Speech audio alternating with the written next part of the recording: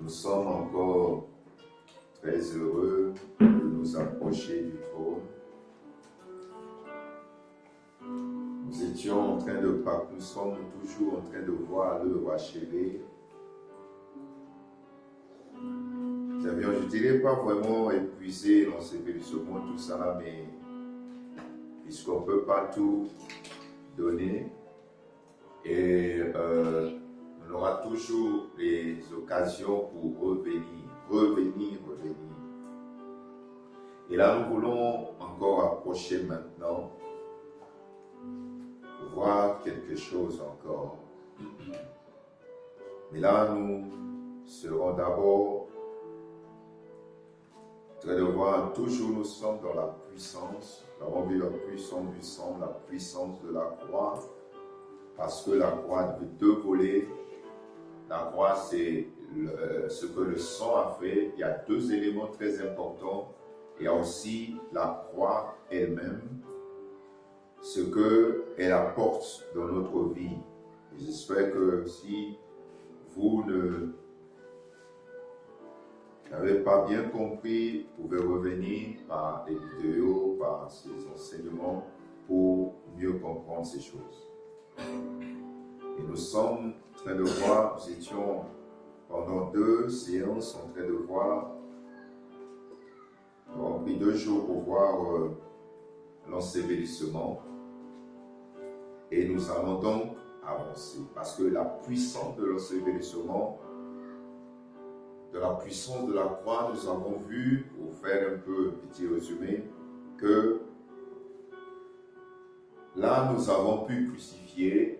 Le sang nous purifie, le sang nous sanctifie, le sang a porté certaines choses, le sang a fait ce qu'on pouvait faire, par le sang nous avons un paix, la paix, tout cela, et nos péchés sont pardonnés. Le sang traite le fruit, mais l'usure, l'arbre reste. Maintenant l'arbre c'est la croix, il faut crucifier la chair, le vieil homme devait être tué, la nature du péché, la nature du vieil homme, la nature satanique qu'on a hérité par Adam, car tous ceux qui naissent avec cette nature-là.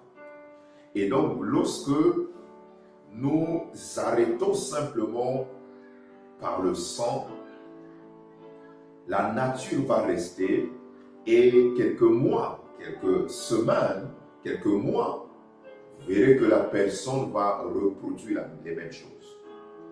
Parce que la nature est toujours là, l'arbre est toujours là, ou l'usine est toujours là, donc la production va encore se faire. Maintenant, une fois que le vieil homme est crucifié et tué, là, il faut l'enterrer. Maintenant, là, ce n'est pas ton corps. C'est l'âme qui accompagne, on a vu dans Romains 6, 3 à 4, que Jésus accompagnait ton âme au tombeau parce qu'il est écrit que l'âme qui pêche, c'est celle qui mourra. Or, Jésus n'avait jamais péché. Donc, s'il est parti jusqu'au séjour de mort, c'est pour accompagner ton âme. Parce que là encore, nous avons eu à voir la puissance de l'ensevelissement. Parce que c'est là qu'il est parti, parce qu'il y avait combat là-bas dans le séjour de mort.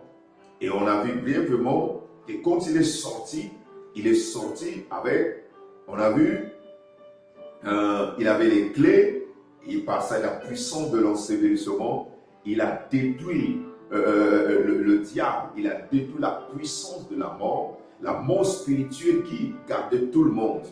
Quand David est venu, David a pu faire ce qu'il pouvait faire, mais la mort l'attendait. Les Abraham, les Moïse, et tous ces héros que nous connaissons dans l'Ancien Testament, ils étaient toujours, il y avait comme une épée sur eux de la mort qui les attendait toujours.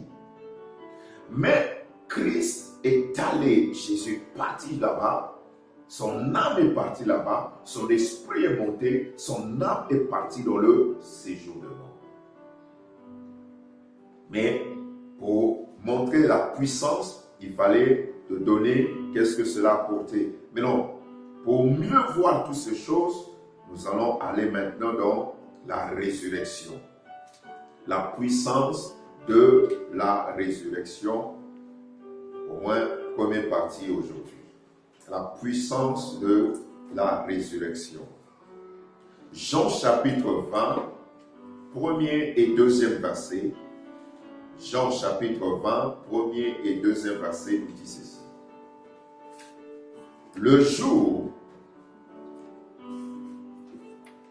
premier jour de la semaine, donc le dimanche, Marie de Magdala se rendit au sépulcre.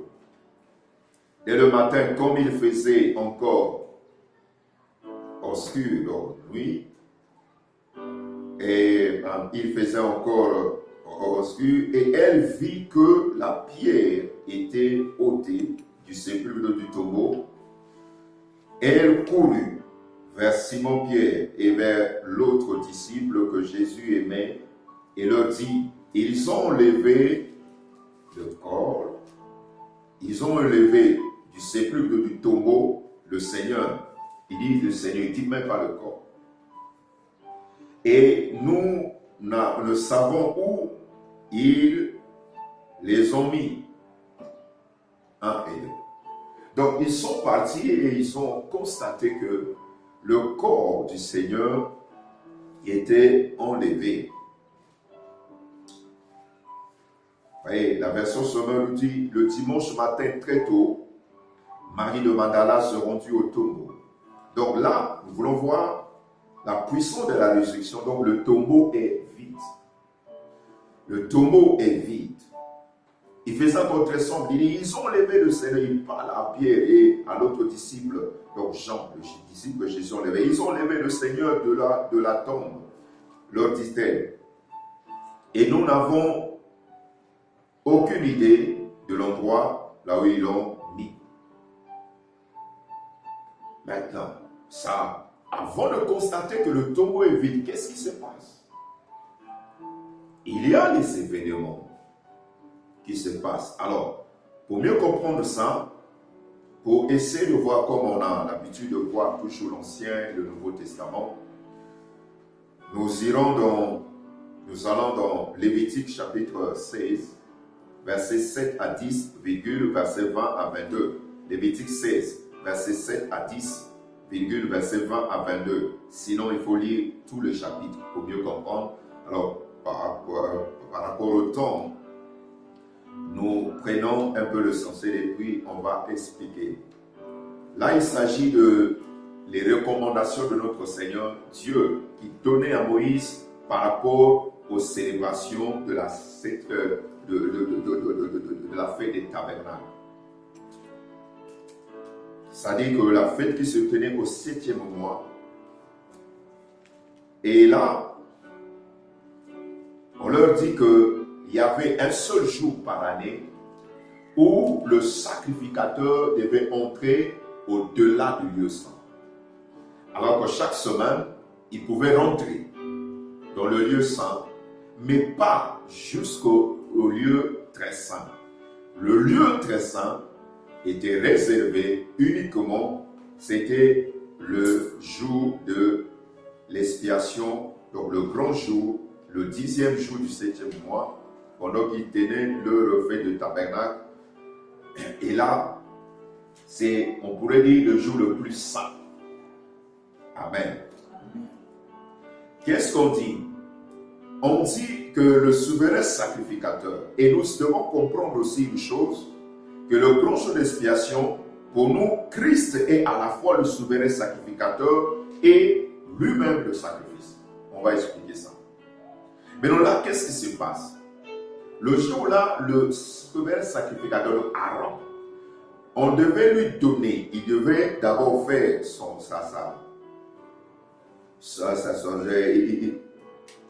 il devait prendre le temps de se purifier lui-même d'abord.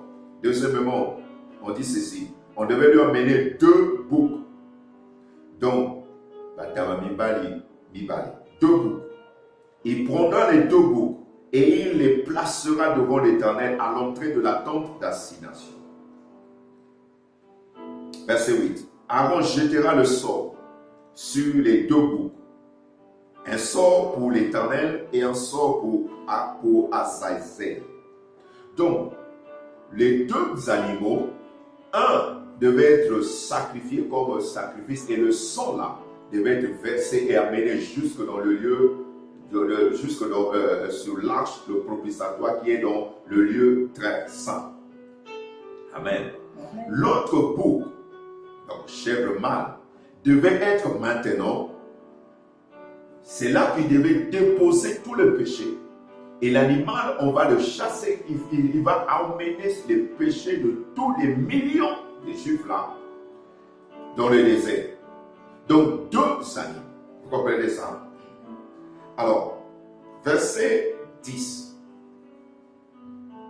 Et après avoir fait, donc, fait comme je pourrais dire, entre les deux seigneurs, je pourrais dire comme moi, fico, alors, entre les deux seigneurs, quel est l'animal qu'on va sacrifier? Quel est donc, le sort? Donc, ils avaient des trucs qu'ils devaient faire comme l'urine et le turin. Bon, quel est l'animal qui doit être, qui va porter le péché? Et quel est l'autre animal qu'on doit sacrifier? Vous voyez, les deux étaient là, mais il ne veut pas prendre comme il veut. Non, il doit jouer comme ça. Verset 10. Et le bouc sous lequel est tombé le sort pour Azaël sera placé vivant devant l'Éternel, afin qu'il serve à faire l'expiation et qu'il soit lâché dans le désert pour Azaël. Donc, c'est comme on pourrait dire un bouc émissaire. Donc, celui doit porter le chapeau, il doit porter la faute, il doit porter le péché de tous les Juifs.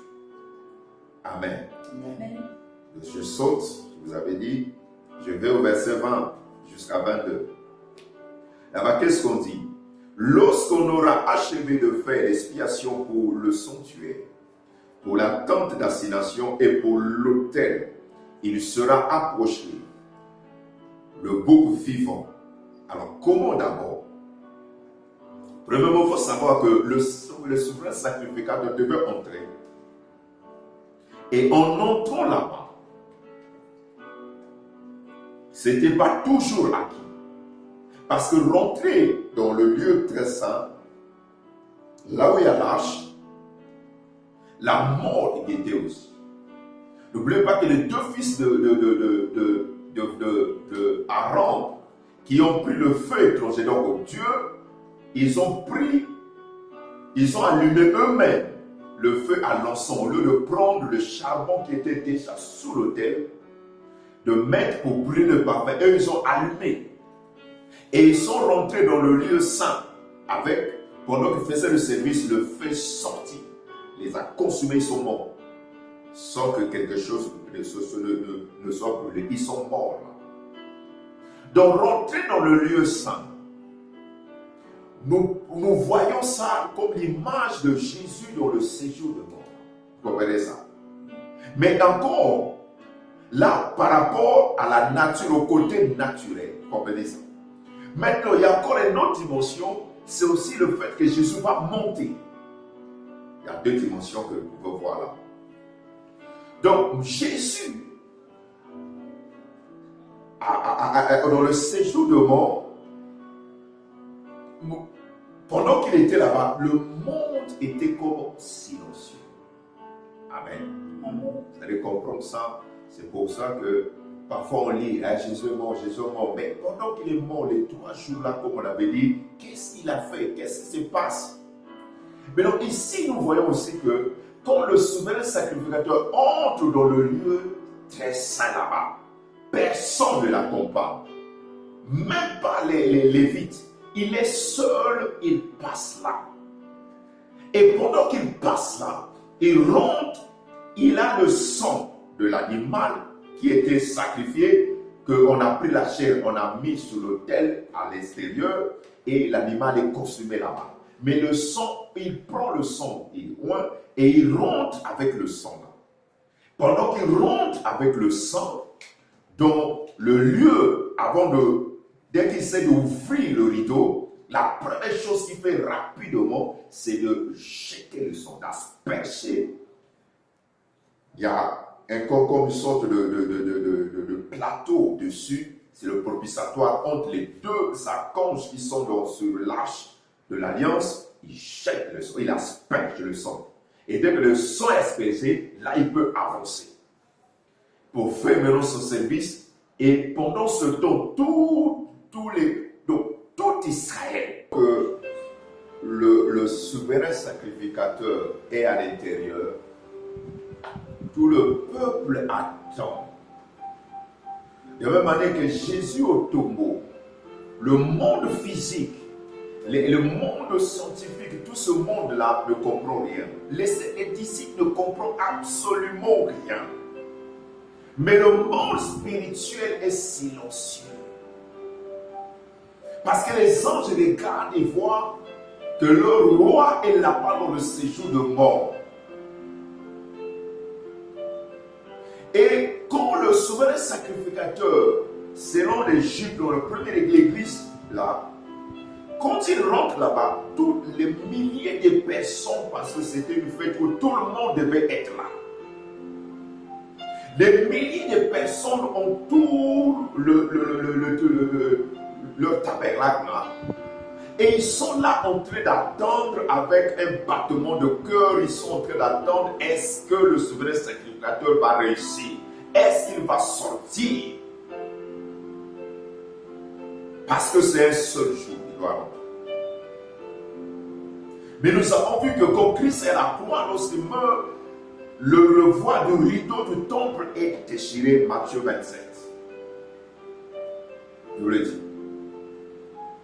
Mais là, on est en train de voir ce qui se passe. On est en train de voir entre le séjour et la résurrection, les événements, les choses qui se passent là-bas. Dans le monde spirituel, comment ces choses se passent. Et lorsque le souverain sacrificateur sort, tout le monde est dans la joie. Parce qu'ils savent que le sang est rentré dans le lieu très saint. Ils savent que le sang est allé là-bas. Mais la deuxième chose qu'ils vont faire, c'est maintenant que pendant ce temps, le souverain sacrificateur prend l'autre bouc qui était resté. Lui, c'est le bouc Azaël. Lui, je peux dire, c'est le bouc émissaire. Donc, comme si dans le terme technique ou scientifique dans les enquêtes, on dit que quand on fait un coup, par exemple, pour ne pas que le coupable, le vrai coupable, s'il a l'argent, s'il a les filons, s'il a le pouvoir, qu'est-ce qu'on fait? On prend certaines personnes, les fanatiques, certaines personnes, on leur colle l'affaire. Et après on dit que non, voici les coupables, ceux qui ont tué telle personne, on les juge rapidement et peine de mort. Donc l'autre bouc qui est resté, le souverain sacrificateur arrive, il prend ses deux mains, il pose sur cet animal.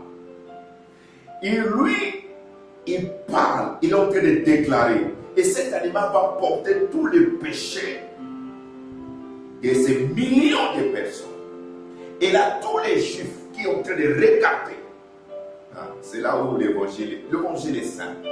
C'est là où, puisque les hommes, nous voulons trop compliquer les choses, et c'est à cause de ça qu'on a des problèmes. Regardez, tout le monde regarde. L'animal là, on a prié. Personne n'a vu son péché être enlevé sur lui pour rentrer dans l'animal. Mais eux, ils vont croire. Mais toi, est-ce que tu crois? Ce que Christ a fait à la croix, tu crois? Ce qu'il a fait au tombeau dans le séjour de mort, est-ce que tu crois ça? Eux, ils vont croire. Et ça leur donne la paix. Mais pendant une année. Ce que eux, ils faisaient là, n'effaçait pas les péchés. Ce qu'eux, ils faisaient là, ne faisait que couvrir simplement leur mal. Mais le mal était là, le péché était là, ça couvrait simplement, mais ça n'enlevait pas le péché. Mais ce que notre Rédempteur est venu faire est au-delà de cela. Et nous allons voir ça. Ça donne le repos. Quand ils sortaient, ils étaient contents. Et ça va là-bas, ils repartaient dans la paix. Et pendant que tu écoutes ce message, pendant que tu écoutes, es-tu la paix? Arrives-tu à voir Christ tel? Arrives-tu à voir Christ comme celui qui a porté tes péchés, tes maladies, tes malédictions? Arrives-tu à voir Christ comme celui qui a porté cela? Ou tu continues à croire qu'il te faut des délivrances, mais ce que Christ a fait, c'est déjà ce qui est suffisant. Eux, ils croyaient.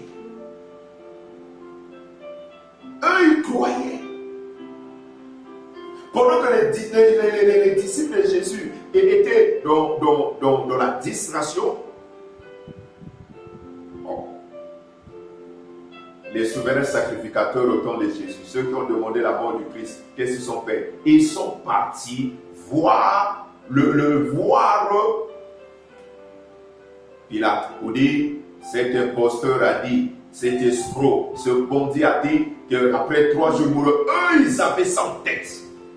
Mais les disciples de Jésus, regardez Marie de Magdala, regardez Marie, ils ont dit, ils ont levé le corps. C'est le 3e jour. Pour eux, ils ont levé, ils ont volé le corps. Et les 2 disciples ont couru voir. Ils ont vu le tombeau était vide. Ils ont vu ça, c'est toujours dans Jean chapitre 20.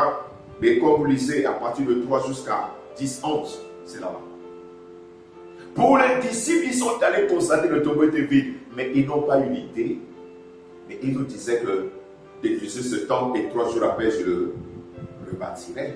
Il nous disait que je dois mourir et je serai ressuscité. Mais les autres avaient déjà cru, c'est pour ça qu'ils ont scellé, ils avaient scellé. Ils ont mis un grosse pierre et ils ont scellé le tombeau pour ne pas, pour eux, c'était pour empêcher la résurrection. Les magasins, ils n'ont pas pu empêcher ça. Vous comprenez ça? Ils n'ont pas pu empêcher ça. Mais les disciples étaient ici. Oh, pendant ce temps, il y a un combat là-bas. Est-ce qu'il va sortir? Il ne va pas sortir, mais il est sorti. Mais le jour où il sort, qu'est-ce qui arrive encore? Christ est ressuscité. Oh mon Dieu. Regardez d'abord, on va lire Jean chapitre 20, 11 à 28. Pendant ce temps, pendant que Marie est revenue avec les disciples, il est parti donner l'information. Pierre et Jean ont couru. Jean courait avant, après un moment donné, il s'est arrêté devant l'entrée du tombeau. Mais Pierre est rentré jusqu'à l'intérieur et Marie est revenue avec Marie de Magdala. Alors, verset 11. Cependant, Marie se tenait, c'est Marie de Magdala. Marie se tenait dehors, près du sépulcre. Elle pleurait. Comme elle pleurait, elle se baissait. Et elle se baissa pour regarder dans le sépulcre. 12. Et elle vit 2 anges vêtus de blanc, assis à la place où avait été couché le corps de Jésus. L'un à la tête et l'autre aux pieds. Il lui dit, femme, pourquoi pleures-tu? Elle répondit, parce qu'on a enlevé. Il continue. Donc, en fait, parce que c'est écrit les anges que nous pouvons dire, mais on va acheter. Non. Lui pensait que c'était des simples personnes. N'oubliez pas que leur tombeau, c'est des ceux qui ne faut pas imaginer le tombeau comme le tombeau. Non. Leur tombeau, c'est comme cette salle-là. Vous rentrez, voilà, c'est comme ceux qui sont allés, ceux qui ont eu la chance de rentrer dans les morgues, notre morgue là, par exemple, vous trouvez. Il y a une rentrée et puis vous trouvez comme des casiers, des trucs qu'on a mis là, vous tirez. Le tombeau c'était comme ça. Vous rentrez. Il y a d'abord un lieu où on peut embaumer, c'est comme une sorte de table là, tout ça là, en béton, pierre. C'est aménagé, là on dépose le corps. Une fois qu'ils ont fini leur cérémonie, alors il y avait comme des tiroirs. Et c'était creusé. Mais non, on vient classer le corps à l'intérieur de ces tiroirs-là. Donc, quelqu'un pouvait voir ce tombeau-là et on venait rentrer toute la famille, même plus de sang, tout ça. Il suffisait qu'il y ait l'espace. S'ils mettent de côté là, ils prennent l'autre côté, c'était comme ça chez eux. Donc on entrait soit par l'escalier, tout cela, et comme c'était dans les grottes, les pierres, donc il y avait de l'espace. Donc il a vu, peut-être ce sont les jardiniers parce qu'il y avait un jardin dehors. Et Marie de Magdala croyait que c'était les jardiniers, mais c'est pour ça il n'a pas pris le temps de comprendre. Mais lorsque toi tu lis, on te dit les anges. Les anges là, c'était simplement des hommes qu'il a vus. Vous comprenez ça? Qu'elle a vu. Elle voyait des anges, elle voyait des hommes comme toi et moi. Vous comprenez ça? Mais ce n'était pas des hommes de chair en sang. Ils avaient des formes humaines, mais c'était des anges. Amen. Et ces anges-là commençaient à lui expliquer les choses. Parce que les anges étaient contents de voir le Seigneur sortir de séjour de mort. Parce qu'eux ne pouvaient pas aller là-bas. Donc Jésus est parti dans le séjour de mort, d'accompagner lui seul. Comprenez ça? Lui seul. Sans les anges. Lui-même est descendu là-bas. Il dit, femme, pourquoi pleures-tu? Elle leur répondit, parce qu'on a enlevé mon Seigneur. Et il continue comme ça. Tous les disciples étaient comme ça. Et je ne sais où ils l'ont mis. 14. En disant cela, elle retourna et elle vit Jésus debout. Et là encore, elle n'a pas su que c'était Jésus. Elle pensait que c'était un jardinier. Elle ne savait pas que c'était Jésus. 15. Jésus lui dit, femme, pourquoi pleures-tu? Qui cherches-tu? Elle pensait que c'était le jardinier. Vous comprenez? Elle dit, Seigneur, si c'est toi qui l'as emporté, dis-moi où tu as mis et je le prendrai. Et là, les disciples ne sont même pas. 16. Jésus lui dit, les apôtres, Marie, elle se retourna et elle lui dit, en hébreu, Rabboni, c'est-à-dire maître. Voyez, quand Jésus dit Marie, donc elle savait comment est-ce que le Seigneur Jésus l'appelait. C'est là qu'elle a su. Et Jésus lui dit, ne me touche pas. Pendant qu'elle voulait se jeter sur Jésus, dans la joie, Jésus lui dit, ne me touche pas, car je ne suis pas encore monté vers mon Père, mais va trouver mes frères et dis-leur que je monte vers mon Père et vers le Père et votre Père, vers mon Dieu et votre Dieu. Et Marie de Magdala alla annoncer aux disciples qu'elle avait vu le Seigneur et qu'il lui avait dit ces choses. Comprenez ça? Alors donc, le jour de la résurrection, Jésus, l'apôtre Jean nous donne un fait. Vous voyez, Jésus était dans le séjour de mort, mais il y a un autre fait qui donne ici qu'il devait monter. Monter avec quoi? Son propre sang maintenant. Comme on a vu, le sacrificat devait rentrer avec le sang dans le lieu très saint, jusque là-bas, et sortir, poser le péché pour que l'animal amène ça dans le désert.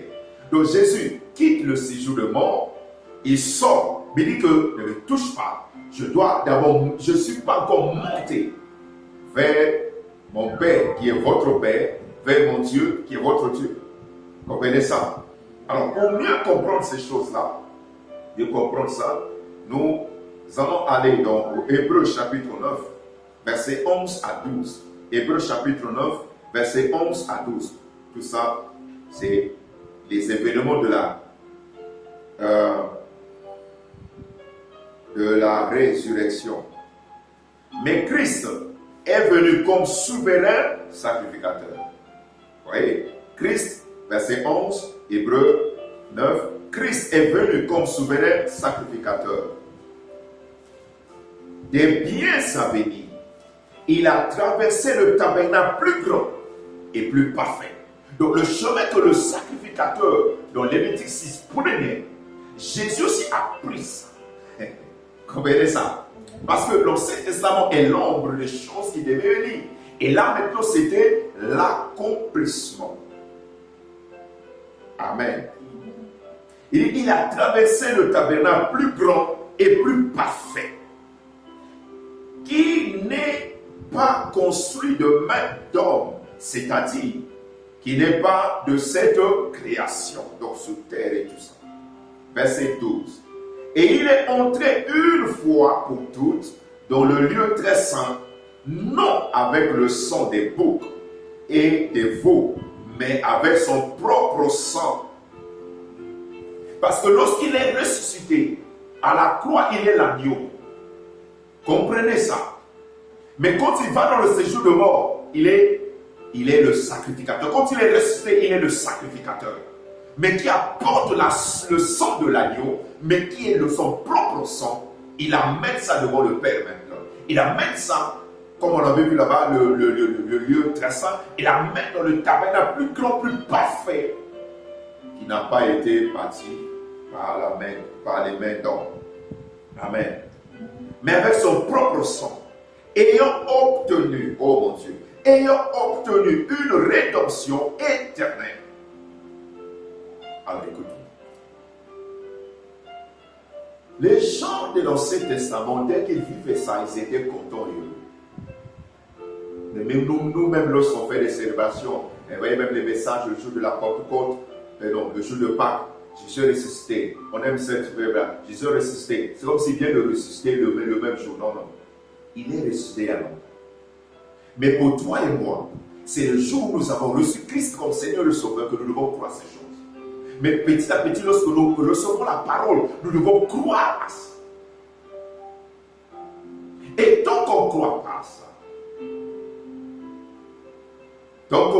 à ça, c'est la misère. Amen. Il a obtenu pour nous une rédemption éternelle. L'autre, c'est-à-dire que le premier sacrificateur obtenait une rédemption temporaire. Une rédemption temporaire par une année. Dans les péchés que vous avez faits d'une année, lorsque le 7e mois, le 10e jour, quand ils rentraient là-bas, ils avaient une rédemption d'une année temporaire. Mais notre Rédempteur maintenant, Christ, lui, il obtient pour nous ce qui est éternel. Donc, tu ne peux pas perdre ça. Comprenez ça?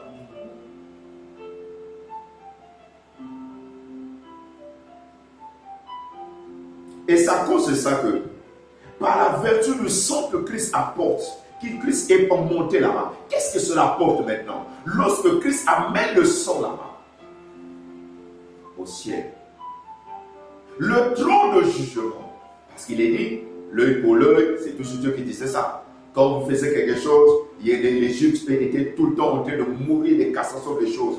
Mais donc, le trône, à cause du sang de Jésus là, le trône de jugement devient le trône de grâce.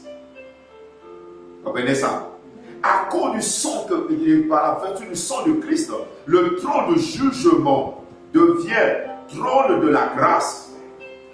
Donc, trône propitiatoire, c'est ce que ça devient. Trône de grâce, trône propitiatoire. Ça veut dire que nous avons l'opportunité. Nous sommes favorisés maintenant.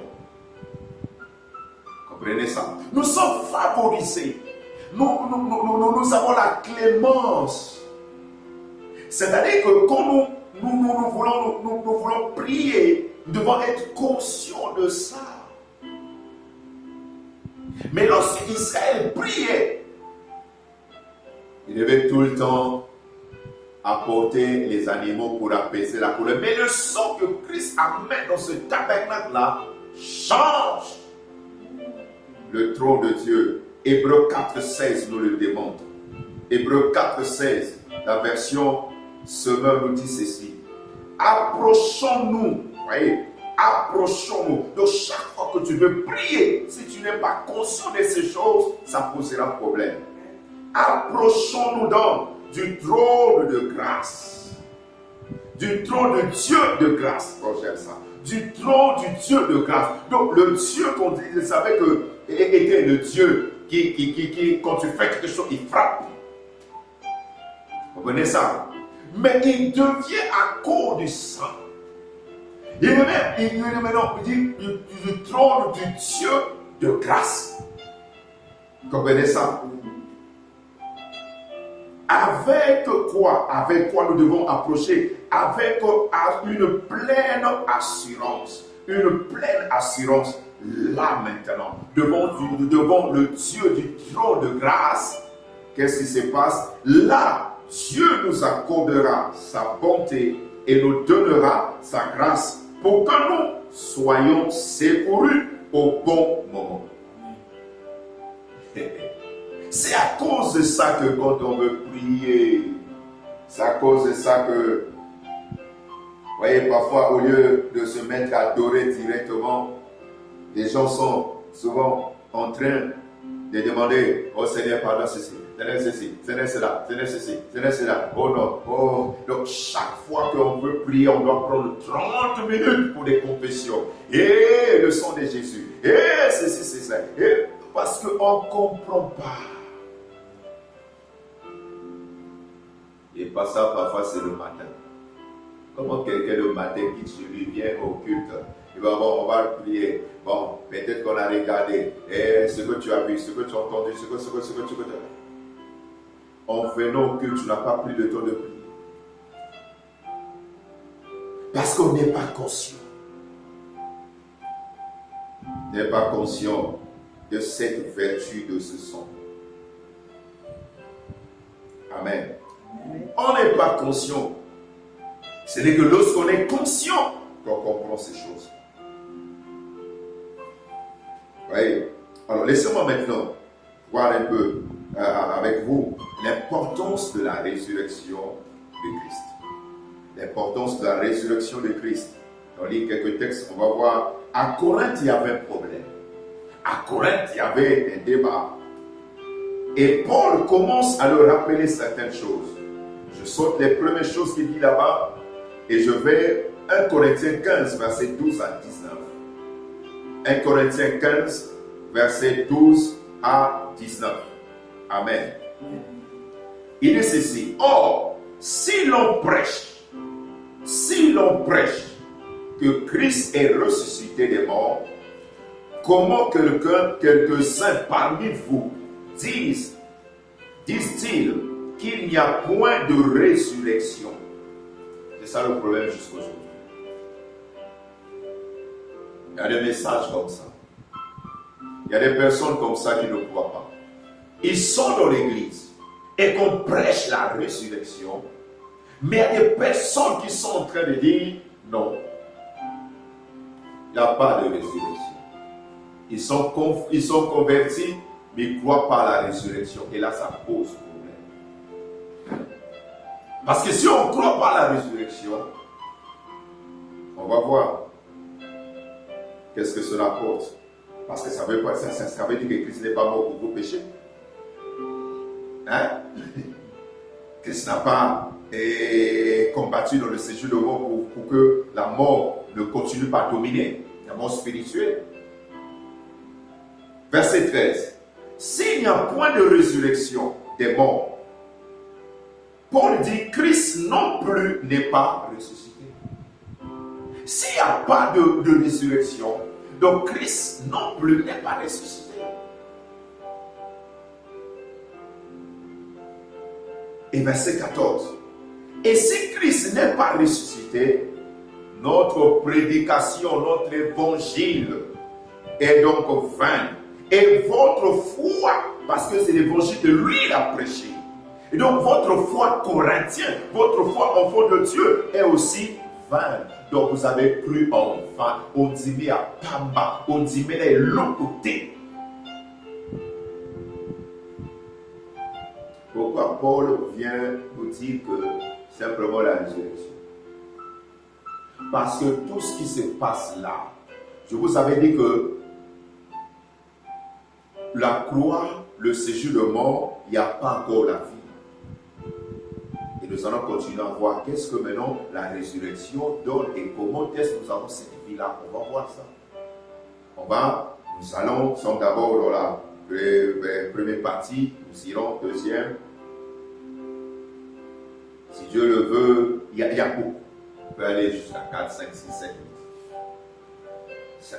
On peut aller pour voir beaucoup de choses concernant la résurrection, les avantages, les bénéfices de la résurrection. Parce que toutes ces choses, si on le connaît, si on comprend ça,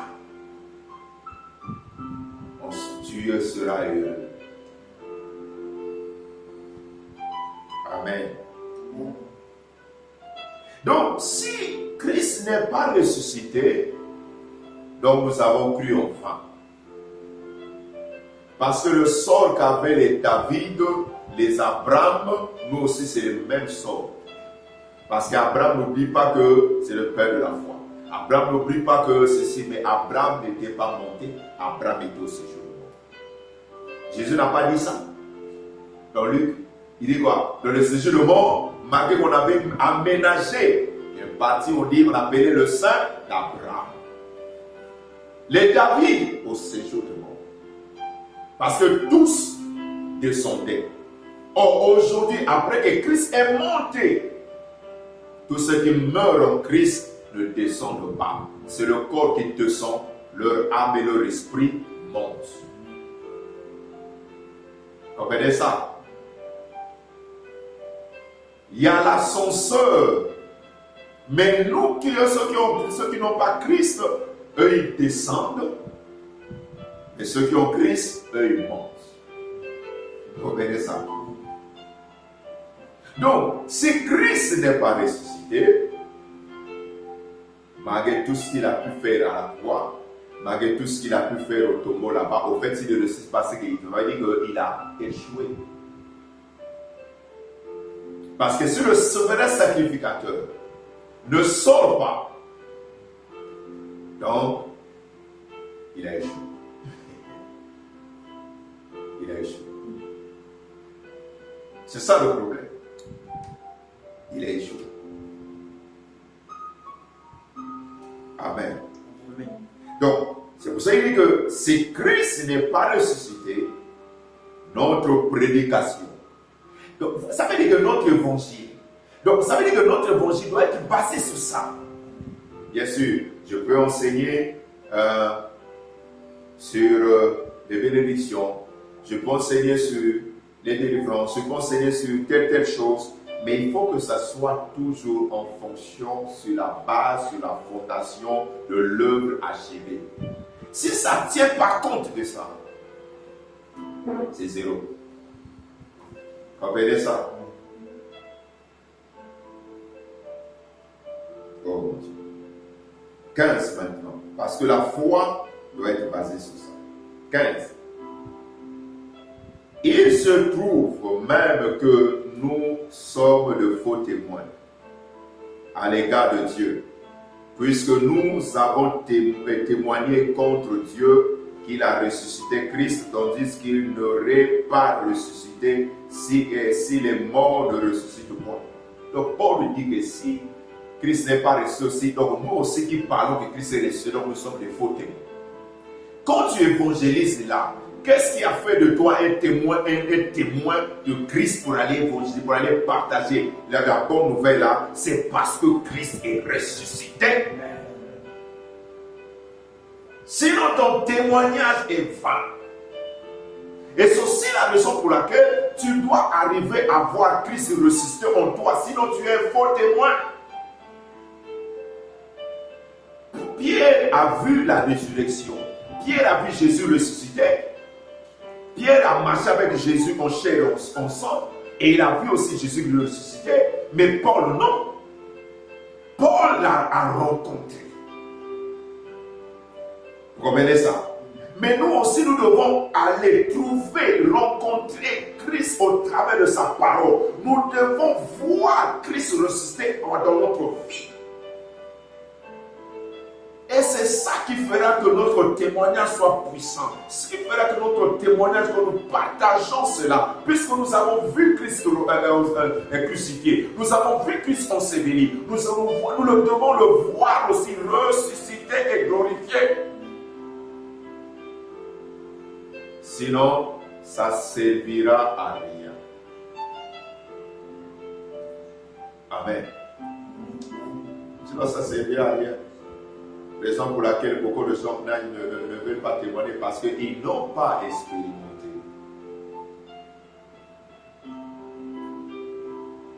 Amen. 16.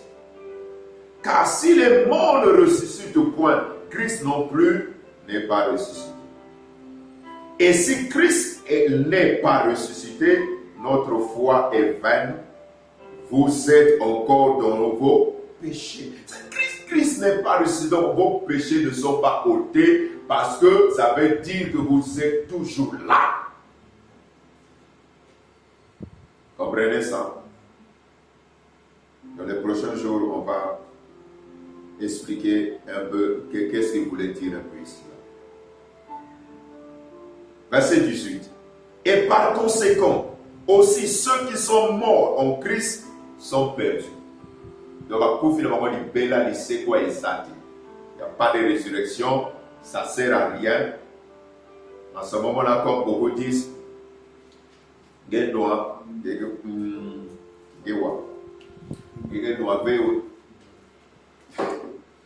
que tu bois, que tu ne bois pas, tu meurs.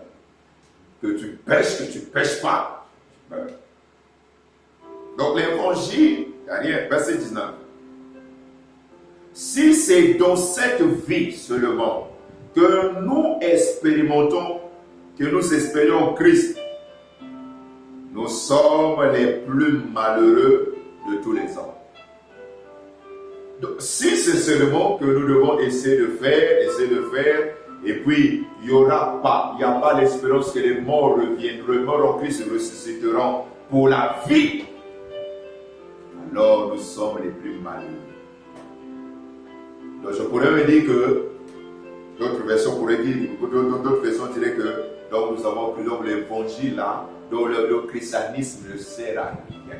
Ce qui fait la différence entre le christianisme et les autres religions, c'est que nous avons un Seigneur qui nous a donné sa vie, que nous avons un Seigneur qui nous prépare, que nous avons la vie après d'avoir quitté cette enveloppe. C'est-à-dire que nous continuerons à vivre, nous commençons à vivre dans cette enveloppe, la vie de Dieu, et nous allons continuer après avoir quitté l'enveloppe qui est le corps. C'est ça. Nous continuerons après avoir quitté cette enveloppe qui est le corps. Alors si Christ n'est pas ressuscité, ça veut dire qu'on n'a plus au fait. On n'a plus au fait. Maintenant, on continue. Les bénéfices de la résurrection de Christ pour nous. Toi et moi, nous avons des bénéfices. De la même manière que j'ai pris le temps de vous parler des bénéfices du sang, des bénéfices de la croix et de l'ensevelissement, maintenant nous allons voir les bénéfices de la résurrection. Déjà, on pourrait dire que le premier bénéfice qu'on a vu, quand Jean l'a vu avec les clés entre les mains.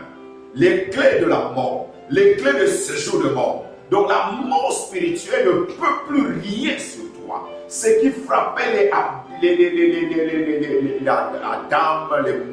les Noé, tout ce monde-là ne peut rien sur toi. Le diable n'a plus rien sur celui qui a Christ. Amen. La mort et de toutes ces choses ne peuvent rien sur celui qui a Christ. Amen. Premier petit homme.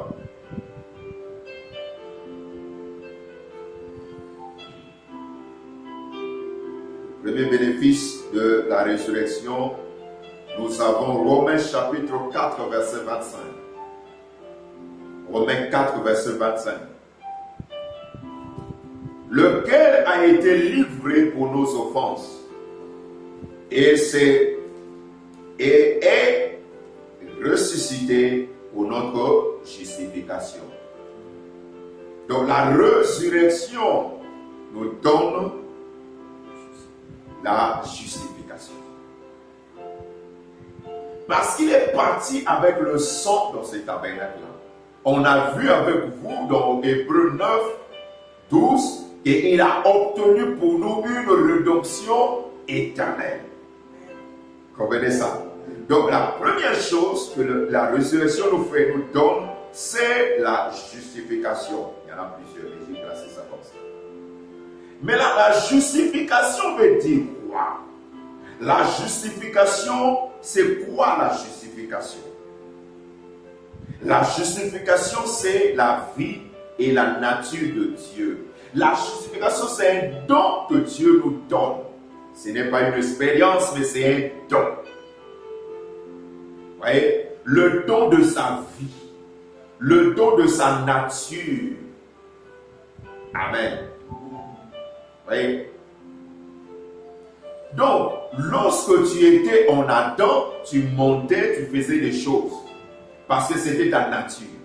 Maintenant que cette nature est morte, le vieillard, enterré, quand Christ ressuscite, et toi tu ressuscites avec lui, donc tu ressuscites, il te donne maintenant une nouvelle nature.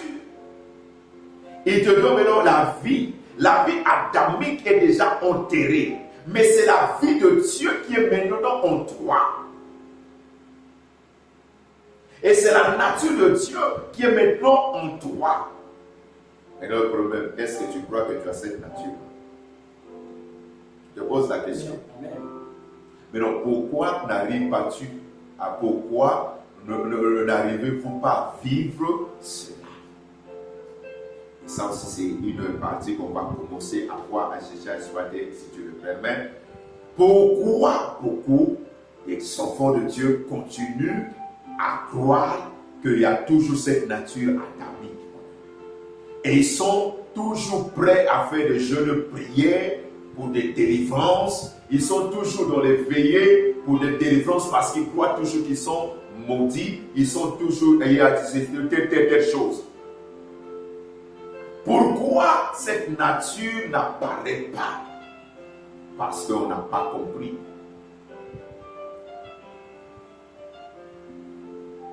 Puisque cette nature est spirituelle et en toi, dans ton esprit, ce n'est pas ton corps, ce n'est pas ton visage, ce n'est pas ta peau, mais c'est dans ton esprit que toutes ces choses se passent. Amen. C'est dans ton esprit. Mais puisque tu ne veux pas aussi vivre par l'esprit, permets à ton esprit de commencer à chercher les choses qui sont dans ton esprit et à vivre selon cet esprit-là à travers l'aide de la parole de Dieu. Et non, toi tu veux vivre naturellement. Toi tu veux vivre comme tu avais l'habitude de vivre. Et c'est là où les enfants de Dieu ont des problèmes. C'est là où, au lieu de vivre une vie victorieuse, parce que nous sommes des vainqueurs, nous sommes plus que vainqueurs. Mais les enfants de Dieu commencent à vivre une vie de défaite. Parce que c'est le seul moment où tu vis un peu, tu as la joie, tu as la paix, c'est lorsque seulement tu es dans les jeûnes, tu es dans les veillées. Quand tu n'es pas dans le jeûne, dans les veillées de prière, c'est de n'importe quoi. Tu n'es pas sûr. Tu n'as pas cela. Donc la nature et la vie de Dieu. Alors, comment cela arrive? Romains chapitre 3, versets 23 à 24. Romains chapitre 3, versets 23 à 24, nous dit ceci. Car tous ont péché et sont privés de la gloire de Dieu. Donc tous ont péché et ne peuvent pas accéder à la présence, n'ont pas l'accès dans la présence de Dieu. Comprenez ça? Maintenant, il dit au verset 24, et ils sont gratuitement justifiés par sa grâce, par le moyen de la rédemption qui est en Jésus-Christ. Vous voyez? Mais tout cela sans la foi, tu ne peux pas le vivre. Sans la foi, tu ne peux pas expérimenter cela. Tu dois croire à ces choses. Ça vient comment? Cela nous obtenons cette vie et cette nature comment? C'est un don que Dieu nous donne lorsque nous acceptons Jésus. Lorsque nous acceptons Jésus comme Seigneur et Sauveur personnel de notre vie. Lorsque nous avons vu, lorsque nous écoutons la parole, le jour que tu acceptes, le jour que tu as ouvert ton cœur, que tu as dit que maintenant, je veux faire la paix, je veux que Christ vienne, que tu sois mon Seigneur, que tu sois mon Seigneur. Je ne veux plus vivre comme je vivais avant, mais je veux maintenant que tu sois le patron de mon cœur, le patron de ma vie, que tu règnes, que tu sois mon Seigneur, que tu sois mon Sauveur. C'est là maintenant que Dieu, pour t'aider à vivre cette paix-là, pour t'aider à vivre sa nature, il va maintenant te prendre parce qu'il est dit, qui t'a racheté, il te donne sa nature, il te fait don de sa nature qui est gratuit. Il suffit simplement de croire, il te fait don de sa vie.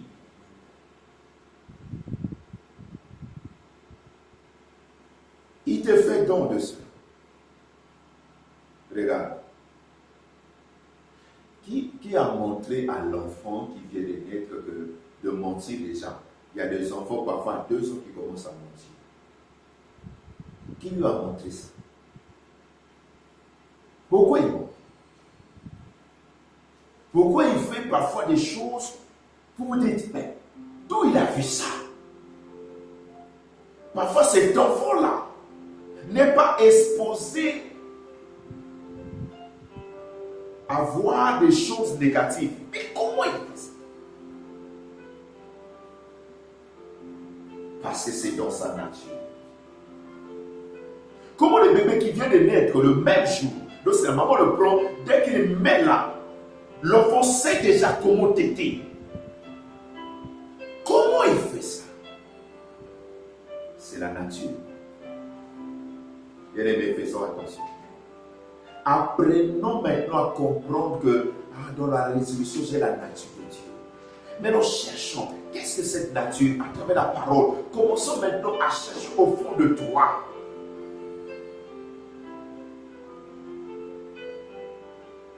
Dieu n'a pas fait, Jésus n'a pas fait les choses à la moitié. Il t'a pris et après il te laisse comme ça. Non. Lorsqu'il a détruit le vieil homme, quand tu naisses là, quand tu le reçois, il te donne maintenant sa vie, il te donne sa nature à lui. C'est déjà en toi. Mais le problème, c'est que cette nature-là, c'est cela parce que tu ne donnes pas le temps, tu ne l'écoutes pas. Tu ne donnes pas le temps à cette nature-là d'agir dans ta vie. C'est ça le problème. Parce que tu veux continuer. Le mal avec beaucoup de gens, c'est qu'ils se disent que non, moi je suis comme ça, moi je suis comme ça. Mais dès qu'on a Christ, on peut plus dire que moi je suis comme ça. Non! Il faut tout le temps te dire, est-ce que ce que je fais, Christ peut se réjouir? Est-ce que ce que je fais, Christ est content? Est-ce que mon attitude, mon comportement, on a vu déjà ça à la croix? C'est pour cela qu'il fallait que ton vieil homme soit crucifié. Parce que ce que tu fais, ce n'est pas toi. Dieu, en créant Adam et Ève, Dieu ne l'a pas créé. Dieu a créé Adam et Ève avec une bonne nature. Mais lorsqu'ils ont péché, ils ont perdu la nature de Dieu et c'est là que le diable leur a communiqué sa nature à lui. Et c'est cette nature que tout homme qui est né à Adam a commencé à produire ces choses-là. Comprenez ça? Il faut faire attention. Moi, tel que je suis là, je ne peux pas dire que la Sarabou, toute habitude, tout comportement que la parole n'approuve pas, je suis prêt à me débarrasser, même si c'est bon, même si les gens sont contents. Mais non. Tout ce que je remarque que la parole n'appuie pas ça, je dois m'écarter de ça. Ah oui. Parce que quelque part, quand tu lis, qu'est-ce que tu comprends? Qu'est-ce que ton esprit te dit quand tu lis la parole? Parce que notre esprit, la vie là, il ne faut pas que ça reste dans ton esprit. Il faut que cette vie commence à être vécue. Mais c'est avec l'aide de la parole du Seigneur. Tu dois te faire violence à toi-même. Tu dois lutter pour sortir de ça. Amen. Et nous continuons. Deuxième chose que nous voyons là-bas, c'est dans petit 2 Corinthiens 5, 17 et le verset 21. Nous sommes d'abord dans le verset 2 Corinthiens 7, 17. Ça, c'est le verset que beaucoup connaissent. Mais beaucoup ont dit, oh non, mais les choses anciennes, les arrestations. Vous allez comprendre. 2 Corinthiens 5, 17 nous dit ceci. La version Louis 50. J'ai 3 versions que j'ai alignées ici. Première version, Louis 50. Que beaucoup ont. Si quelqu'un, donc c'est Paul qui parle, il pose, c'est comme s'il posait la question, il s'interroge.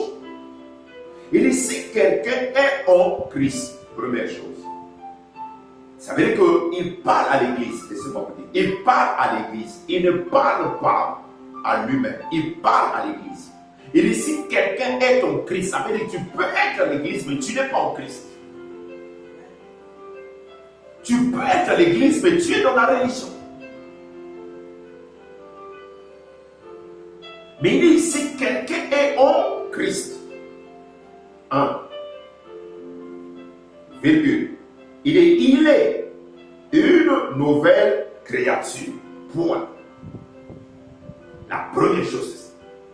Ça veut dire, quand tu es mort, donc c'est ton âme qui l'a accompagné. C'est pour ça que lorsque on t'a baptisé, lorsque on t'a pris là, pour te plonger dans l'eau quand tu rentrais, c'est comme si tu mourais. Lorsqu'on te redresse, on te relève, c'est comme si tu es ressuscité. Mais lorsque nous sommes ressuscités ensemble avec Christ, nous sommes devenus des nouvelles créations. Des nouvelles créatures. Mais est-ce que tu as cru que tu es une nouvelle créature? Le problème, c'est que toutes ces choses sont spirituelles, ne sont pas physiques. Amen. Parce que tes habitudes, tu as toujours en toi, il y a la mémoire qui est là. Nous allons voir ça, lorsque nous allons voir maintenant la chair. Ta mémoire garde les choses là, parce que même quand tu es baptisé, est-ce que quand quelqu'un vient recevoir Christ, il va oublier sa maison? Il va avoir une nouvelle maison? Il va avoir une nouvelle personne, une nouvelle famille? Non. Tu vas repartir dans ta maison. Tu vas retrouver ce qui est dans ta maison. Tout ce qui est dans ta maison là, tu vas les retrouver. Amen. C'est ça. Tu vas retrouver ça. Mais si toi tu n'oublies pas ta maison, ça veut dire que la même conscience là reste encore. Mais ce qui est passé là, c'est ce qui est plus important. Déjà, tu es déjà une nouvelle création. Mais le problème, c'est que beaucoup d'enfants de Dieu ne veulent pas vivre dans cette dimension. Parce que la parole du Seigneur est rejetée.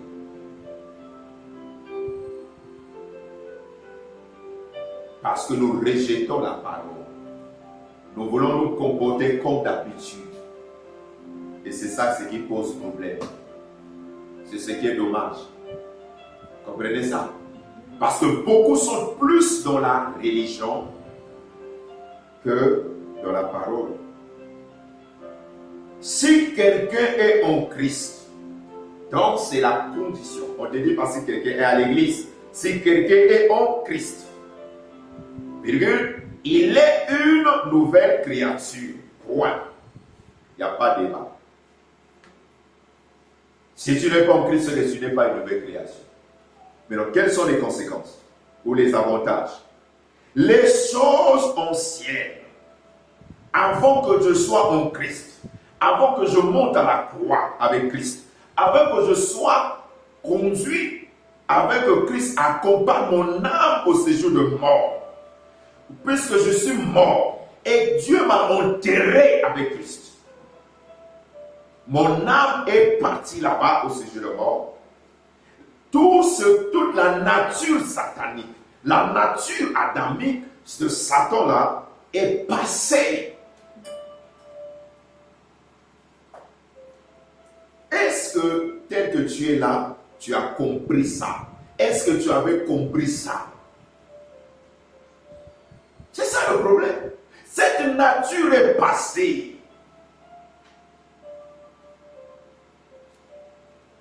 Si vous êtes né dans une famille de malédiction, la nature, puisque cette malédiction-là est liée à la nature adamique. Comme la nature adamique, satanique-là, est mort à la croix, est enterré, est parti au séjour de mort. Donc Jésus est parti remettre. Cette nature-là est comme cet animal Azaël qui est parti avec. Si les Juifs on a prié sur l'animal Azazel et on a chassé cette boucle-là qui va fuir, amener leur péché. Eux, ils sont calmes, ils sont tranquilles. Ils ne vont pas courir pour chercher encore, oh non, il faut nous aider ici, il faut nous délivrer ici. Non, ils sont calmes, ils sont confiants, ils sont sûrs que leur péché est couvert. Ils sont sûrs, ils ont la paix que Dieu les regarde maintenant. Et jusqu'à aujourd'hui, as-tu cru ça? Est-ce que tu as cru à ça? Est-ce que tu as déjà vu ça? Ou bien tout le temps, non, malédiction de ceci, malédiction de cela, malédiction de ça, c'est comme si Christ n'a rien fait. Pourquoi on fait toutes ces choses-là? Parce qu'on ne croit pas, on n'a pas compris ce que Christ a fait. Nous voulons encore faire. Puisque nous aimons ça. Parce que beaucoup de gens, ils veulent ça. C'est lorsqu'ils font ça qu'ils sont à l'aise. C'est lorsqu'ils font ça qu'ils commencent à produire de bons comportements. C'est lorsqu'ils sont en train de sacrifier leur chair là. Et bon, maintenant ils sont un peu en train de faire des bonnes choses. Mais rester au repos, fonder, s'asseoir sous la parole, sous les sites de l'Éternel, sur l'œuvre achevée. Non, ils ne sont pas prêts pour ça. Et c'est ça ce qui est dommage. Amen. Il y a les choses anciennes, les choses adamiques, la nature du péché est passée. On dit que c'est passé. C'est pour ça que quand on te plonge dans l'eau, quand tu sors, tout ça, ça reste. Oh mon Dieu. Maintenant, on te dit, voici, toutes choses sont devenues nouvelles. Mais si toi, tu ne crois pas, et que toi, tu te places, tu as plus confiance à ta nature, tu as plus confiance à tes souvenirs. C'est pour cela que lorsqu'on a dit à celui qui était crucifié, celui qui était à droite de Jésus, ce brigand-là, ce bandit-là, lorsque Jésus lui a dit, quand il a dit à Jésus, vous voyez, il avait la foi. Cet homme-là, ton Seigneur, mon Seigneur. Cet homme a dit, Seigneur, il a dit d'abord à l'autre bandit qui est à gauche, il a dit, ne crains-tu pas Dieu? Toi et moi, nous subissons. Nous méritons cet châtiment. Parce que Jésus à la croix, c'est un châtiment. Qui pouvait croire que ça était tout mot, condamnation? Et toi et moi, nous subissons ce châtiment parce que nous sommes coupables. Mais lui, il est innocent. D'abord, il a reconnu Jésus. Et il dit, souviens-toi de moi quand tu viendras. Jésus lui dit, pas quand, aujourd'hui même tu seras avec moi. Voyez ça? C'est ça le problème. Il a cru. Bon, je te pose la question, est-ce qu'il a fait des choses? Il a fait lever des prières. C'est ça le problème avec beaucoup de gens. C'était un bandit, mais Mais comme c'était un juif, certainement, oui, il comprenait. Peut-être lorsqu'il grandissait, sa maman, son papa, comme tout juif, prend le temps d'enseigner leurs enfants. Mais à un certain moment, par des amis mauvais, il a oublié le chemin, la bonne voie. Et lorsqu'il revient, est-ce que Dieu l'a rejeté? Oui? C'est la foi. Ce qui te manque, c'est la foi. La foi qui te manque. Pour croire, pour rejeter tes choses-là, pour rejeter tes habitudes, pour dire non, ça c'est mon passé, ce n'est pas mon avenir. Je suis une nouvelle création. Je rejette ce genre de comportement. Je rejette de tels conseils. Je rejette de telles choses parce que c'est du passé. Je dois vivre dans le présent. Je suis maintenant justice de Dieu. Je suis maintenant justifié. Amen. Il dit, voici toutes choses sont devenues nouvelles. La version Tob nous dit ceci. La version Tob nous dit aussi, si quelqu'un est en Christ, virgule, il est une nouvelle créature. Point. La même chose avec le Seigneur. Le monde ancien. Le monde ancien est passé. Voici une réalité nouvelle est là. Est-ce que tu crois à cette réalité nouvelle? C'est ça. Est-ce que tu crois à cette réalité nouvelle? Tu as vécu des réalités, mais avant Christ. Mais à d'autres réalités, je pourrais dire vérité.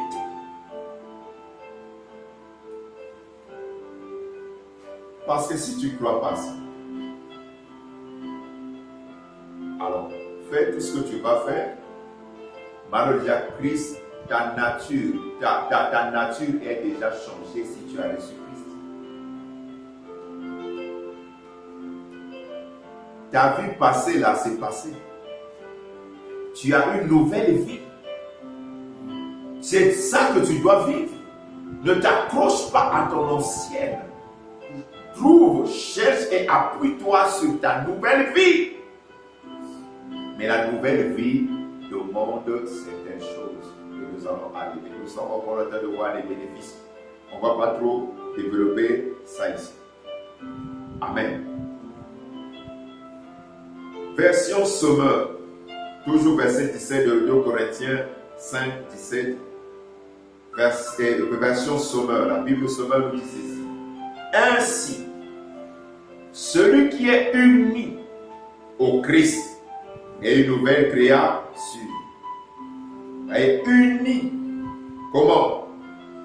À la croix, à l'ensevelissement et à la résurrection. Mais comment je vais être uni? Il est mort il y a plus de 2000 ans. Je dois lire les paroles. Je dois croire que j'étais là.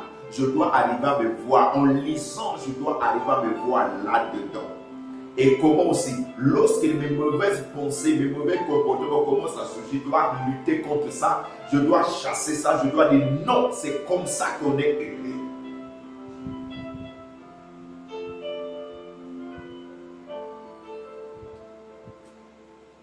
Amen. Celui qui est uni, donc quelqu'un peut être uni à l'église, mais pas à Christ. Quelqu'un peut être uni à Jésus, bébé, à la crèche, mais pas à Christ à la croix. Parce que quelqu'un peut croire à Jésus qui faisait les miracles, mais pas sur Jésus qui est crucifié. Je ne te parle pas de Jésus qui faisait les miracles. Je ne te parle pas de Jésus à la crèche. Je te parle de Jésus crucifié. Et on s'est vu. Et il faut être unis à lui.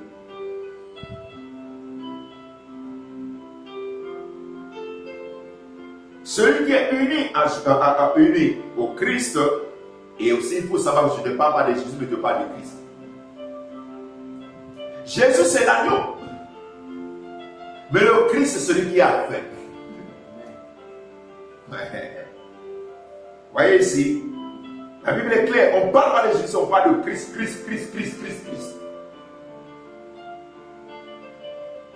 ne parle pas de Jésus, on parle de Christ. Donc celui qui est uni au Christ est une nouvelle créature. Ce qui est ancien a disparu. Oh mon Dieu. Ce qui est ancien a disparu. Voici, ce qui est nouveau est déjà là. On te dit que ce qui est nouveau est déjà là. Utilise ça. C'est à cause de ça, papa, que quand tu fais certaines choses, tu es touché toi-même. Tu te sens mal. Pourquoi? Parce que la nature que tu as là te dit que ça, ce n'est pas toi. Ça ne te ressemble pas. Et qu'aucun ayoté. Parce que tu n'as plus cette nature-là. C'est ça le problème. Puisque tu es là. C'est l'esprit qui vient de mettre cette nature-là.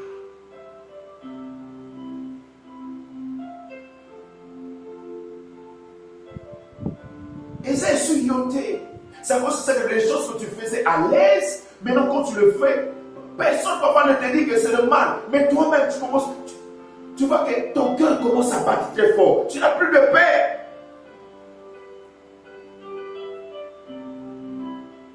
Parce que les choses, j'aime ça, parce que la nature là est détruite, la nature là, les anciennes choses là a disparu. Voici, ce qui est nouveau est déjà là, ce qui est nouveau est là.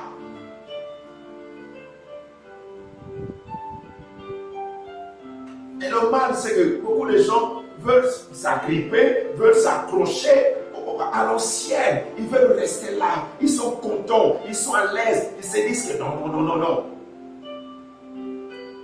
Si quelqu'un voit comme ça, même si tu buvais beaucoup, tu prenais l'alcool, tu prenais de tout, ces choses-là vont disparaître. Le péché insulte, ce qui produisait là, ce qui prenait te poussait des choses-là, est déjà enterré.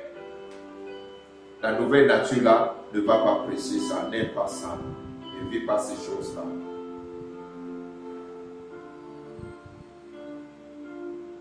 Mais c'est comment être lui là pour recevoir ça, cette nature, c'est que lorsque tu as vu Jésus crucifié, enseveli et ressuscité avec Christ. C'est là maintenant que les choses là disparaissent et la nouvelle nature, par l'Esprit du Seigneur, vient sur toi. Oui. C'est lorsque tu le vois crucifié, enseveli, ressuscité, et tu le vois assis à la droite de Dieu, le Père. Tu le vois assis et tu t'identifies à lui. Éphésiens 2, 6, 5, 6 le dit. Tu te vois assis avec lui. Et là maintenant, ça veut dire que tu es une nouvelle création. Donc la deuxième chose que nous voyons, c'est la nouvelle création. Nous sommes une nouvelle création.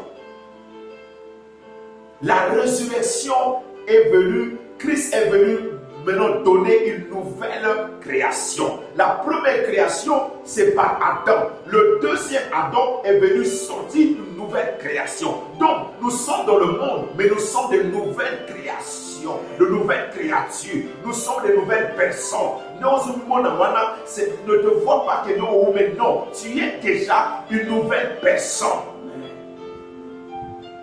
Cette nouvelle personne ne peut pas être touchée par l'ennemi. Cette nouvelle personne est hors d'atteinte, est hors périmètre de Satan, est hors périmètre de l'ennemi. Cette nouvelle personne cette nouvelle personne est hors d'atteinte des pandémies, de maladies, de tout genre. Je ne vais même pas citer ça. Toutes ces choses-là, tu es hors d'atteinte.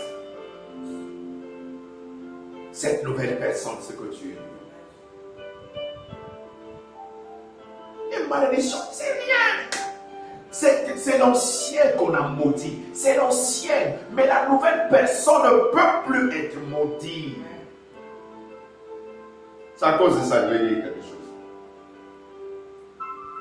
Quand notre frère s'en va passer dans les problèmes difficiles là, à 2 semaines, c'est bon. Regardez ce que j'ai déjà fait. À 2 ou 3 semaines, je crois. Azélie est venu me trouver. Oh non, regarde ce que j'ai rêvé. Peut-être, elle était tout triste, tout malheureux. Il dit, c'est moi qui est l'auteur. Parce que j'ai vu ma grand-mère venir me dire, oh mais regarde tout ce qui arrive là. Parce que toi, la personne qui va te marier, et à vous souffrir, à vous en passer, tout.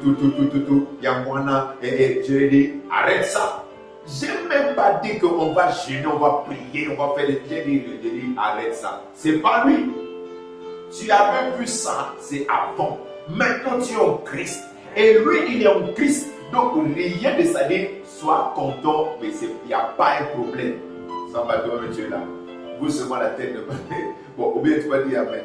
Bon, est-ce que on a gardé de prier?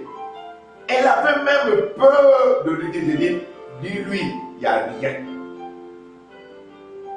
Vous voyez ça? C'est le jeune lui dit, 2 semaines, 5 mois après, il s'est marché, c'est fini. Vous voyez ça? Mais, vous voyez, bon, je vais te dire, ah voilà, tu as arrêté. Non. Parce que quoi? Je me base sur l'œuvre achevée, je ne me base pas sur les choses. Le diable, c'est un menteur. Il peut toujours commencer à vous rappeler les choses et vous êtes appris, tu es dessus, tu es découragé. Je dis, pourquoi tu es découragé comme ça?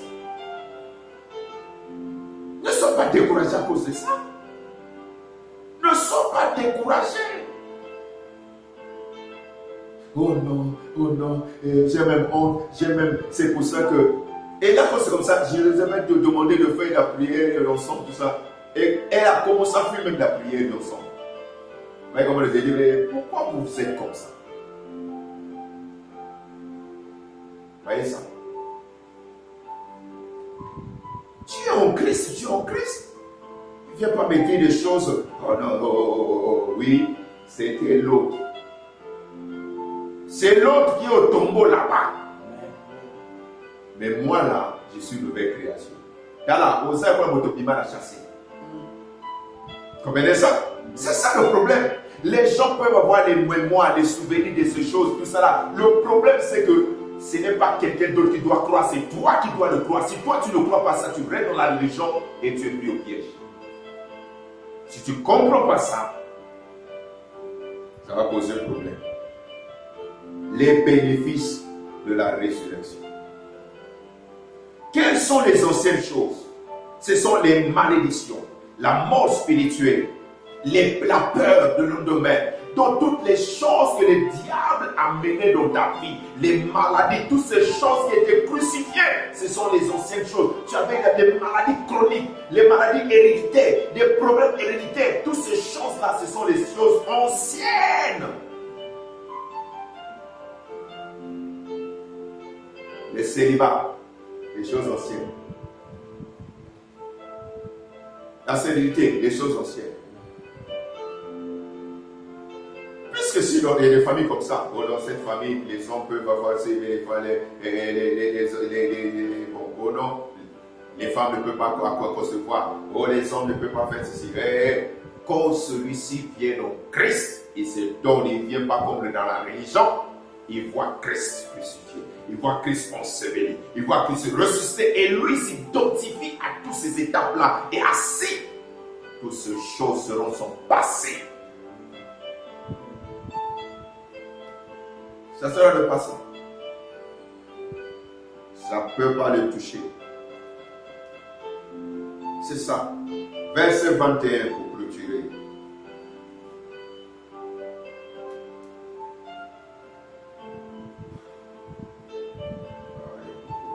Il y a encore beaucoup de choses à dire ici. On va lire un peu et puis nous allons continuer par ici et puis on va avancer.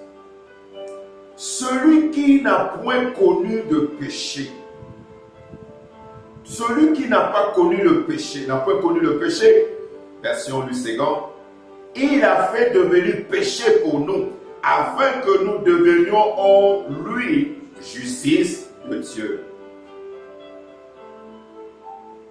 Oh mon Dieu. La version sommaire nous dit ceci. Celui qui était innocent de tout péché, Dieu l'a condamné comme un pécheur à notre place, pour que, dans l'union avec le Christ, nous soyons justes aux yeux de Dieu. Et celui qui n'a point connu le péché, innocent, Dieu l'a condamné pour toi et moi.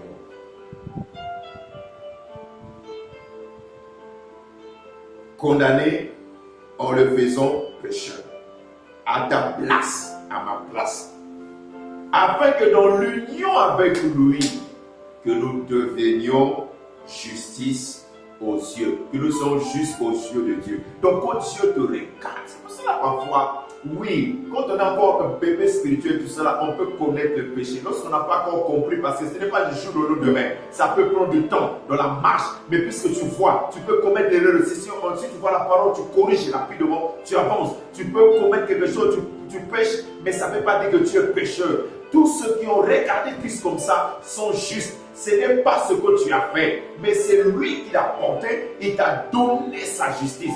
Il te voit juste. Mais non, ce n'est pas toi de te regarder, oh, je suis un pécheur. C'est pour ça la prière là, ou bien dire que non, nous sommes des pécheurs. Non, nous ne sommes pas des pécheurs. Parce que nous n'avons plus cette nature-là. Parce que cette nature est la nature adamique. Comprenez ça? Nous avons retrouvé notre nature lorsque Dieu créait l'homme, ce qu'il voulait de l'homme. Mais nous pouvons commettre le péché. Tu peux commettre le péché, mais tu n'es pas un pécheur. C'est ça la différence. Comprenez ça? Tu n'es pas un pécheur parce que la nature du péché n'est plus en toi. Bon, je donne un exemple. Beaucoup de gens n'ont pas des arbres dans leur parcelle ici à Brazzaville. Regardez, j'ai là un fruit de pastèque. Alors, est-ce que j'ai ces vergers, tout cela? Ou bien si tu as des oranges, tu peux aller acheter, des oranges, non? Quand tu vends une orange, est-ce que tu as une orangée chez toi? Hein? Comprenez ça? Quelqu'un peut commettre, mais dire maintenant, bon, tu vas pas te m'assumer. Nous sommes que des pécheurs. Non. Arrêtez avec ça. Ça, c'est la religion. Nous sommes des pécheurs. Nous sommes des pécheurs. Nous ne sommes pas des pécheurs. Nous sommes des justes. Il a dit que vous êtes saints. Il a dit que vous êtes des dieux. Vous comprenez ça? Nous sommes rachetés pour ça. Amen. Donc, qu'est-ce que la nouvelle création qui est justifiée a comme avantage? Donc aujourd'hui, puisque je suis le juste, je suis la justice de Dieu. Comme justice de Dieu, je peux me tenir devant les hommes, devant Satan et devant Dieu sans doute, sans peur, sans crainte. Vous voyez? Aujourd'hui, comme justice de Dieu, je peux me tenir devant les hommes, devant Satan et devant Dieu, sans douter. Sans crainte. C'est ça, ce que la nouvelle créature qui est justifiée là. C'est ça, la nouvelle création là, qui a la nature de Dieu, qui a la vie de Dieu. Il peut se lever. Le diable n'a rien en lui. Il est juste. Il peut se lever devant Satan. Il peut se lever devant Dieu et prier avec foi. Comprenez ça? Donc, il peut prier avec foi et être exaucé. Être exaucé. 1 Jean chapitre 2 verset 1. 1 Jean chapitre 2 verset 1. Qu'est-ce que l'apôtre Jean dit? Mes petits enfants, je vous écris, donc ceux qui viennent de commencer, ceux qui n'ont pas encore grandi dans la foi, ceux qui n'ont pas encore grandi dans la compréhension de ces choses, il dit, mes petits enfants, je vous écris ces choses afin que vous ne péchiez point. Oui, mais si quelqu'un a péché, nous avons un avocat auprès du Père, Jésus-Christ le juste. Donc il est là-bas, il est assis. Là-bas, qu'est-ce qu'il fait? Il a le sang, il intercède. Quand tu pries, tu dis, oh Seigneur, je plaide les mérites du sang de Jésus. Jésus est là, il montre à son Père, il montre le sang. Et le Père efface le péché. C'est ça l'avantage de cette nouvelle création. Comprenez ça? C'est ça l'avantage.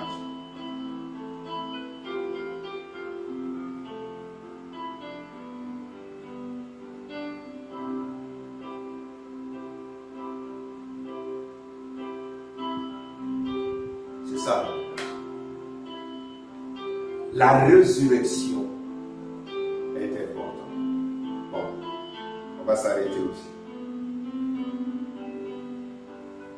Que Dieu bénisse sa parole et qu'il règne encore davantage dans nos cœurs et dans nos vies. J'aimerais que tout ce que Christ a fait, que tu dises merci à Dieu. Merci pour l'œuvre achevée. Merci. Que tu arrives à voir Christ crucifié, enseveli et ressuscité. Père, que tout ce que tu as accompli à la croix, au tombeau, au séjour de mort et la résurrection soit réel et manifeste. Que tout ce que tu as accompli soit réel et manifeste. Que tout ce que la résurrection a produit pour nous, laisse que celui qui n'a pas encore compris qu'il y a une nouvelle création comprenne cela. Que celui qui ne s'est pas encore vu que les choses anciennes sont passées, que toutes choses sont devenues nouvelles, les voit maintenant. Que celui qui n'avait pas compris qu'il est juste, se voit juste. Qu'il ne s'approche pas de toi avec culpabilité, parce que Hébreux 4, 16 nous le dit, que approchons-nous avec assurance du trône de grâce. Parce que ce que Christ, notre avocat, est assis là-bas, aide-nous à voir, aide-nous à voir, aide-nous à voir Christ et à opérer dans cette dimension. Nous sommes les nouvelles créations. Tout ce que la résurrection apporte soit réel et manifeste. Tout ce que la résurrection apporte soit réel et manifeste. Cela pour la seule gloire de ton nom. Yahweh, nous te bénissons. Yahweh, nous t'exaltons. Yahweh, nous te glorifions pour ce que tu as accompli. Pour ce que tu as accompli. Dis merci Seigneur Jésus. Merci Seigneur Jésus. Pour l'œuvre achevée. Pour ta résurrection. Je suis la justice de Dieu en Christ. Et je suis une nouvelle création.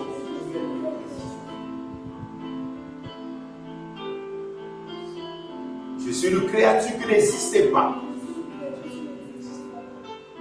mais qui en Christ existe maintenant. Ce que j'étais hier, c'est mon passé. Saint-Esprit, aide-moi à vivre dans la dimension de la nouvelle création. Aide-moi à vivre dans cette dimension. Aide-moi à voir Christ. Aide-moi à voir ma vie et à marcher avec lui dans l'unité de la foi, dans la communion avec Christ. Merci Seigneur Merci, Seigneur. pour ta parole ce soir et continue à te révéler au nom du Christ Jésus. Au nom du Christ Jésus. Au nom du Christ Jésus. Amen.